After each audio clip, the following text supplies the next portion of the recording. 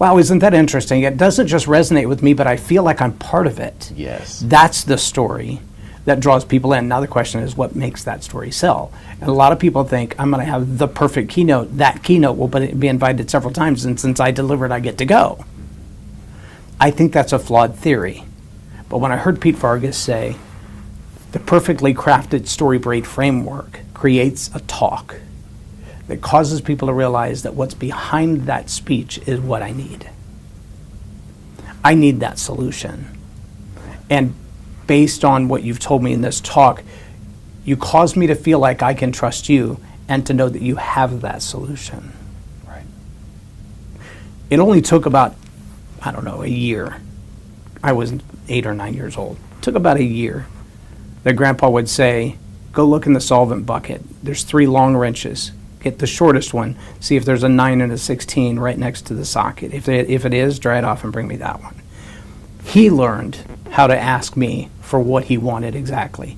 He also knew exactly where to go and get it. And I became the solution, the problem solver, because he knew what he wanted, he knew what he needed, he knew where it was, and I knew how to follow the instructions to go get it. Yeah. And I think a good coach works with somebody until there's that symbiotic relationship that says, I sense what you need, and you may not even need. Because I remember my stepfather, who was an aircraft mechanic on the UH-60 Black Hawk during Vietnam. And my grandpa would say, go get that long swivel 9/16s. And before I could leave the car where they're both underneath, my stepdad would go, nope, get the clawfoot. That's going to be in the toolbox. We haven't used it in a while. And they would argue, and I would come back with both. And I'd listen to my grandpa cussing and screaming and banging around with that 9/16 wrench. And my stepdad would put that 9/16 clawfoot on the ratchet and stick it up there. You ever seen a clawfoot? No, I haven't. It works sideways. So instead of moving the entire wrench, where you've got to have room all the way around for the length of that wrench, or you put it on, turn it off, put it on, turn it off, put it on, turn it off. The purpose of the ratchet is you put it on, you move the ratchet. Well, a clawfoot is designed to rotate itself around, even though the fulcrum point is the ratchet. Gotcha. And so you don't have to have any space. As long as you can clear the head, it goes all the way around. It was the perfect tool for the job. Yeah. Now, the other one would eventually get the job done, but it was that elevated level of expertise. I haven't been working on farm tractors all my life, but I can take a helicopter apart in a combat zone and put it back together and make it fly. Right. It's the operator, the surgeon, or the subject matter expert. It's that one next level. And the StoryBraid framework works really well for that. Don Miller's story brand framework that helps people avoid the glaze. Those are very powerful tools. I find myself kind of fitting on the other side of that prism, right in the middle of that output, to say, if you are already having that conversation with someone and trying to tell a story that makes them go, well, I like you, I want to do business with you, then it's because you're vulnerable. But here's something you need to know about vulnerable. You're exposed. Before you go exposing yourself, that summer bathing suit season, might want to hit the gym. So I'm going to help you craft that story, but before we get there, I'm going to have you tell a better story about yourself. Get ready before you get out there. Okay, so that's the best analogy I have of what I do. I want to hear the deeper analogy of what you do with your clients. A client comes to you, they say, my website sucks. I mean, it's up there, I get some traffic, they don't convert. Or I have a website and nobody goes to it. And maybe I'm asking for my own advice, because I can tell you this in fact. You'll love this because you've seen it from both sides. You've seen me on the stage. You've heard me coach clients. I actually had a guy showed up in a network meeting. Everybody was there. We'd all done our little intros, and the speaker for that day didn't show up. Like, just didn't come. And they're all like, what are we going to do? And so the person hosting the meeting is like, does anybody know a speaker who could come quickly? And some wise guy in the room goes, there's a truck out there that says that guy speaks on the side of it.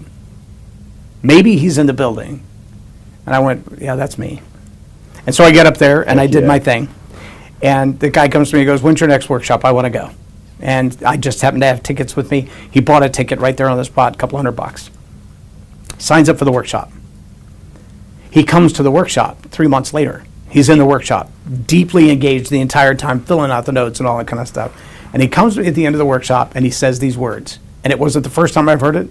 Hasn't been the last time that I've heard it, and it's been almost 10 years. He said, I saw you perform and I was blown away. And I thought, if there's any chance he can get me to 10% of what he's capable of, my life will be completely different. But after I heard you talk, I went to your website. And what I thought to myself is, there's no way this is the same guy, because this website sucks so bad. Yes. He said, now I come to the workshop and I realize that website doesn't even begin to represent who you are. In fact, if I'd found the website and not heard you speak, there's no chance I would be here today. Hearing you speak is the reason I went to the website, and hearing you speak is the only reason I'm here today, because your website does not do you service. I had a lady say the same thing about a book. She said, I tried 3 times to throw your book in the trash can. Twice it actually was in the can, and God told me, pull it out. You need what he has to say. Come on. But the cover was so hideous. She said, I really thought about pulling the cover off just because I didn't want anybody to see me reading it. When she told me those words, she had invited me to meet her at Main Event, and she said, I read chapter 1 on a plane, and then I got to chapter 2, and I got to chapter 3. She said, I'm 75 pages into a 200-page book, and bawling my eyes out, realizing at the end of chapter 5 that you never asked me to stop and do. I said, what do you mean? She said, I realized that chapter 5 is compounded on 4, 3, 2, and 1, but I didn't stop at the end of chapter 1 and evaluate where I was in relationship to it. I jumped right into chapter 2 and started reading, and so I didn't do the work chapter 1 demands of me. She said, you should have a workbook. I said, I already have a seminar. I already have a workbook. You have to buy it separate. She said, most people won't go to that trouble. But if you're going to change the lives that you're going to change, you're going to do it between chapter 1 and chapter 2. So we went back and took the workbook, remerged it, redesigned the cover. I sent her a new copy of it, and she's like, that's a book I'd be proud to hand to a friend. Come on. She's a consultant for Thomas Nelson, but I've never submitted the book to be published by anybody else. Come on. My website probably isn't much better today than it was then. My book design is probably not much better today than it was then. But the number of people that I've seen walk across the platform, I had one recently spoke in front of the Supreme Court on the topic of abortion, then the United Nations on the topic of abortion. I had one that just spoke at the Global Leadership Summit in Dubai. These are clients of mine. I'm waiting in the wings. I'm preparing them. I'm pushing them out on stage. I'm going, here, go, do. But if you landed on my website, you would never know. Yeah. Well, let me ask you, have you hired other people to do your website for you, or have you done your own? Yes and yes. So I've hired people to do my website. I had one guy I paid over $1,500, and when he was done, Google took my website down because it was blacklisted. You can't even use the same URL anymore. That was a horrible waste of time. I paid another one $500 for the start because I told him the horror story with this guy. He spent 7.5 weeks creating an avatar of me that somebody said, you look like a bad character in the Game of Thrones. That was all they had to say about my website when he was done. I took that one down. So I've rebuilt it, and I like other people. We own an AV company. We produce 4 different television shows. We do a lot of things well. But the one thing that people pay me the most for, nobody else has ever done in their life. And that is that story power structure that digs back into the deepest of who they are and says, why do you tell that story? What hope do you find in it? What help do you think you'll provide to others? What outcome can they expect from it? And if there's not congruity there, let's rewrite that story or trash it and find another one. Right. And so when I spend hours upon hours with people, I get to know their deep inner soul. I know who they love and their kids and their family, and I really know them, because I don't want a, you gotta be hungry kind of veneer of a speech. I want to know that if they ask you, okay, so when he said, tell him to get out of there because he's drunk, what were you really thinking? Because there's a dialogue in the speech about that. And as a counselor, as a coach, as a therapist, I would go, doesn't seem like a completely connected thought, to be honest with you. It sounds like a great script, and I'm not questioning, but I'm thinking if I'm 18 years old, I don't have all the framework of my life behind the business strategy necessary to execute that command. If you did, you were like a superior intellect at that age. Not questioning it. I mean, he's one of the greatest speakers of all time. But if you analyze that speech, you look at it and go, really? You thought that? Or are you just saying that because of good dialogue now? I'm just saying. Right. So when I work with my clients, I want them to be through that. So if you poke me there, I can tell you exactly where, when, why, and how. Because I think that's critical. Well, I think that's critical in this day and age, especially with AI, with so much content and so many stories Oh, and being AI told. is so good at all the stuff that the CIA does, elicitation and mind games with the story. Oh, yeah, it's scary. Sorry, It's go ahead. it's a really intelligent and really powerful tool. Yep. And what I'm seeing with AI in particular is a lot of what people are seeing on their websites. They'll find a framework. They'll prompt AI. They'll get words back, but it's either generic or it's non-differentiating. Right. And it's it may seem like good general messaging. You know, I help your business grow. Okay, great. Are you going to do that because you're a sales expert? Are you going to do that because you know how to lock in the right systems for hiring people, so then you don't end up firing as many? And say, Right. like, how is it that makes you different? And your ability to walk somebody through their story, through 100 of their stories, and help each one reflect, help them, each one position themselves as the guide to the people that they are speaking to, so that they'll connect with somebody. Yeah. You mentioned something about what emotion did you feel in this part of the story? A lot of marketing is just so focused on the external problem that we never get to the internal problem.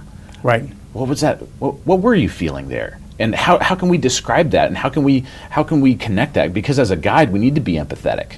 Right. It's like what you said about know, like, and trust. Without that empathy, without that, you might be the most competent Rubik's Cube solver in the world. You might have the solution, and somebody will go to somebody else, to another coach who's less qualified than you are, with a worse product, with worse deliverables, but they're more clear. Yeah. And so Or they match what you expect to get for a solution in their marketing, even though they Yes. can't deliver on it. I've had clients. I had one Yes. specifically. I worked with her for 90 days. She's retired military intelligence. She's been on the battlefield more than any Navy SEAL in history, outside the wire, in bullet flying zones. She comes to me, hires me. I charged her. She was the first time after Grant Cardone told me 5x your price. I was like, I can't 5x, but I did 3. I did 3x. I was proud of my 3x.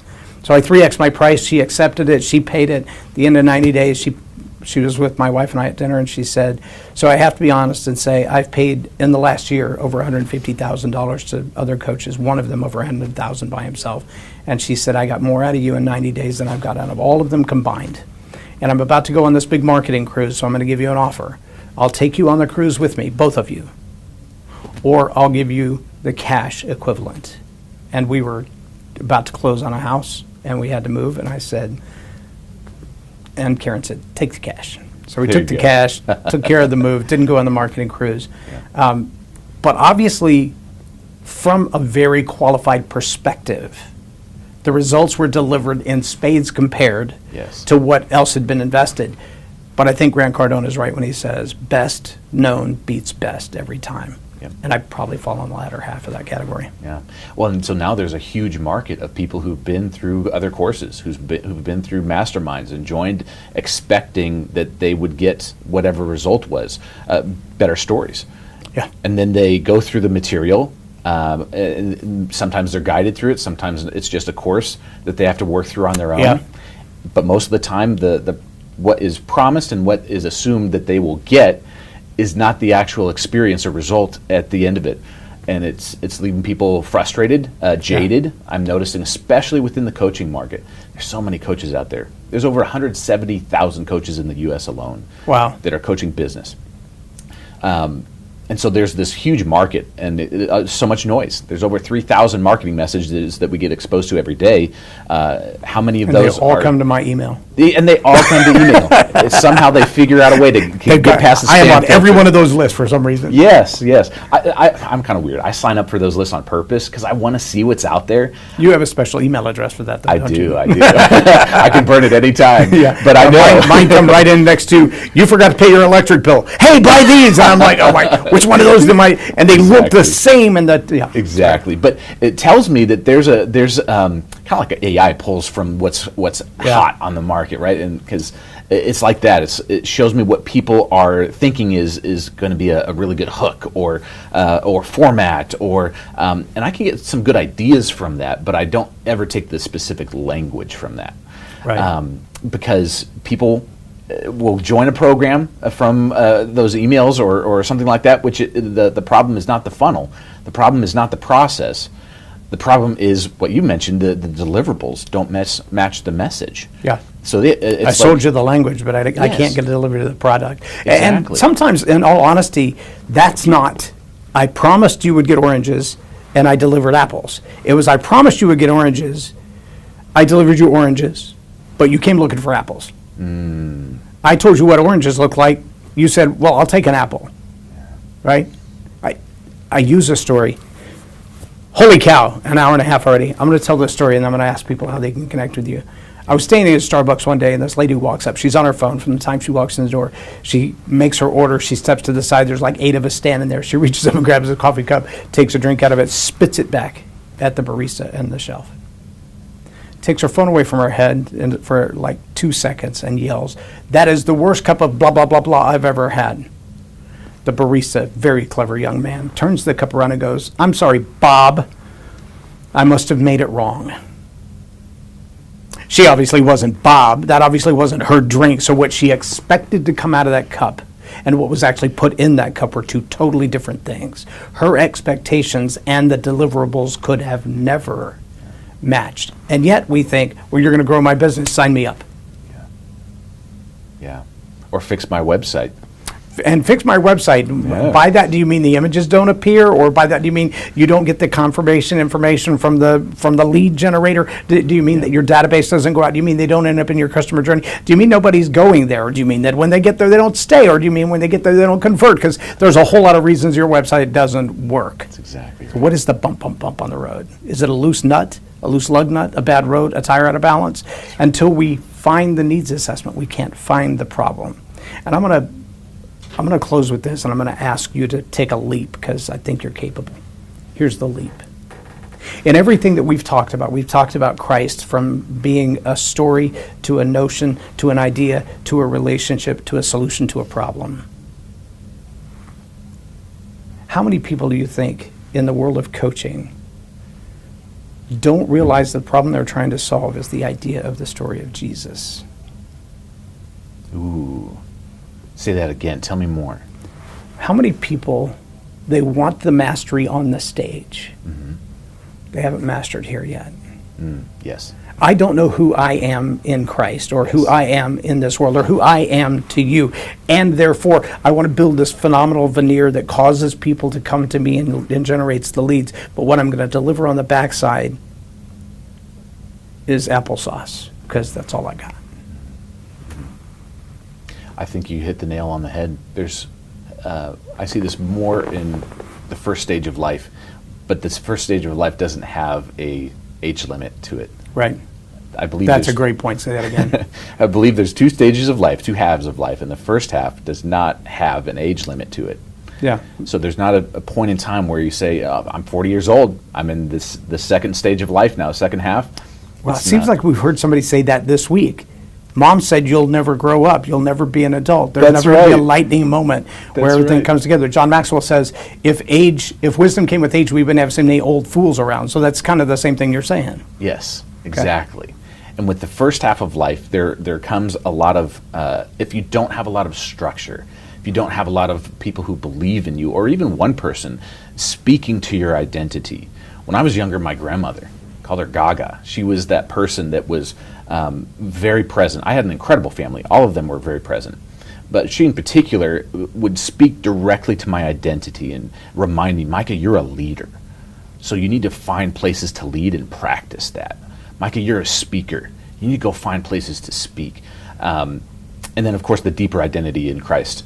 She reaffirmed that. She gave me a plaque for Christmas that had 20 different verses of what my identity in Christ sounded like Wow. and looked like. And I hung that on my wall, and I picture it right next to my bed still.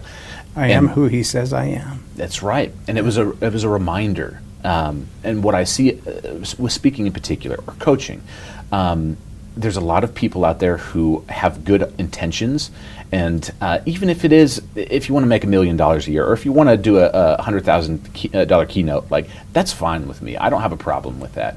And I don't even have a problem with people trying on speeches and trying on different identities, because sometimes what I've noticed is the people that grew up without the great structure that I had growing up, they're later on in life, that means they're looking for that structure. Right. And so they're maybe trying on identities, and it might feel a little weird when somebody who's 40 is trying on a speech and it doesn't quite fit. Maybe it's well presented, maybe it's well thought out, but for some reason it doesn't seem to really fit that person. People can tell, and I used to be very judgy of that. And there's something to be said about, there's authenticity, there's vulnerability, but sometimes I recognize it's people just trying on a new coat and seeing if it fits. And if it doesn't fit, well, they'll just take it off and they'll try a new one. Well, they do, but then they also look at their friends and go, how does this look on me? Yes. And that's what our friend Summer calls the BSS, right? Because Yes. nobody's going to tell you look fat in those jeans, even if Boring you do. speaker syndrome. Your friends, so. That's exactly right. But that's part of our testing. And a lot of marketing is testing. And you put out a message that you feel like is true to yourself and it's clear. But if you don't get any engagement, if you don't get any conversions, then somebody's telling you, I don't like that. So do you Is it change true? it? Is it clear? Does it resonate? Yes, exactly. And that's what communication is ultimately for, is for connection. Right. So you might have a message, but if it doesn't connect, then it's just words. It's screaming into the void. And so, you've got websites, you've got speeches, you've got emails, all these different forms of communication that are out there, and most of it, honestly, is just noise.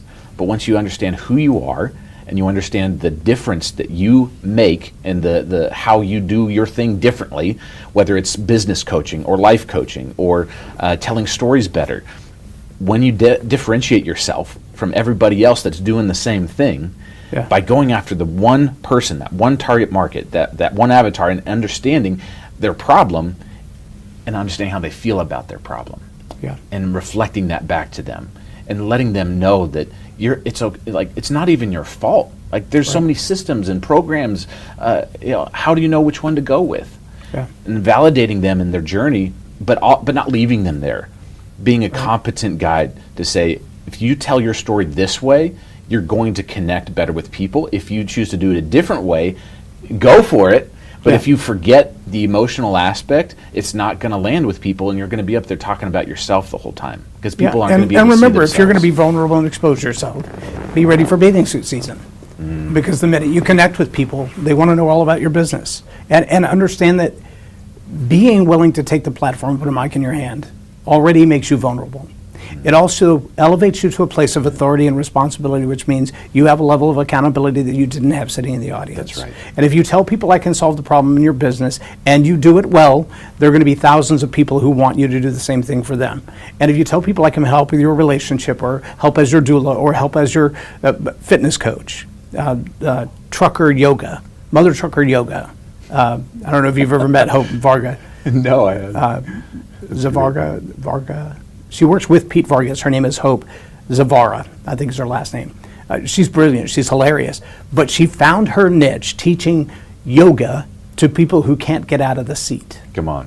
So she teaches, I recently saw a short video of her. She's sitting in the sleeper of a semi on the side of the road, showing you how to do yoga positions in the back of the semi where you're parked on the road in your sleeping time, so that you can keep fit and keep your body flexible, because inflexibility is the first aging. Man, we could talk for 3 hours. I mean, we've already pushed in 2, so we'll have to do this again. I really appreciate your time, Mike. I appreciate you being here. How can people reach you if they want to work with you? The best place to reach me is on my website. It's maximizercoaching.com. Just maximizercoaching.com. It's got links to my socials. But on there's a free resource that I've gone out and I've seen all the different coaches that I've worked with, and I've looked at all of the different testimonials from coaches that have done other marketing programs too, and I've identified the 5 biggest mistakes that coaches make as it relates to their messaging. So I have a free resource that will help you identify what those 5 mistakes are. They're not obvious. So I wanted to put that in a free resource that people can download. It's right there on my website. And I believe it actually has its own page now. It's called 5messagingmistakes.com. 5messagingmistakes.com. And that way you can go, and if you're a coach in particular, but it applies to coaches, but it's also applicable to a broader person or anybody in business with a message will learn something from it. But I wrote it with my coaches in mind, because there's a lot of programs out there, a lot of marketing for coaches, and like you said, a lot of them don't work. So if you go to 5messagingmistakes.com, you can go and download that free resource and see if they're making one or all of them. I know in the beginning I was making all of them, and I didn't understand. I could probably add your list of the mistakes I've made. Yeah, exactly. It's really a longer list than that, but got to start somewhere. So there's 5. And if they Google Micah May or go to IMDb, will they find you there? No, not IMDb yet. I still need to hire my agent for that. But I am actually speaking on stage with one of the vice presidents. I believe he's the vice president now of Angel Studios. Oh, come on. Yeah. In August at the Hope Center. You should come. Heck You yeah. should be a part of it. It's called Iron Sharpening Iron. It's about helping nonprofits raise money.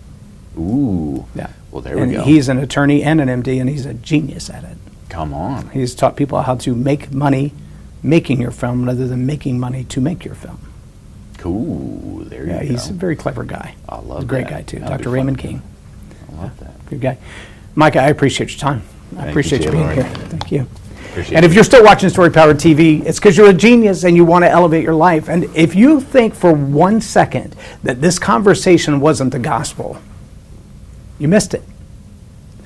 Think about Jesus. When he talked to farmers, he spoke to farmers about dirt. He spoke to lawyers about the law. He spoke to the religious hypocrites about religion. And he spoke to the lost about hope. And if you are an evangelist at heart, regardless of your job, if you're a nurse, if you're a CPA, if you're a mechanic, if you're an attorney, and Jesus is at the heart of your being, the messaging that you have to bring forward isn't just Jesus saves. It's let me prove that it's true. I can show you 25 years of addiction. I can show you nearly losing my marriage. I can show you the brokenness of a broken home. I've been there, and I'm come back. And Jesus is the only hope that I have for that. And if that's what you're looking for, trust me, the messaging, how you convey it, what you deliver, do you deliver on the promises that you make? All of that is not just how to grow your business, it's about how to grow your discipleship. They are one in the same. Go back and replay it, share it with somebody. And if you're still asking the question, does God even love me? Here's a bold move. Ask Him. You might be surprised at the answer that you get. You might be surprised that you get an answer. But I promise you, if you ask Him, you will get an answer. And that's not my promise, that's His. So ask Him. I'm LOREN NORRIS for Story Power TV. And tell it like it is. Have a blessed day.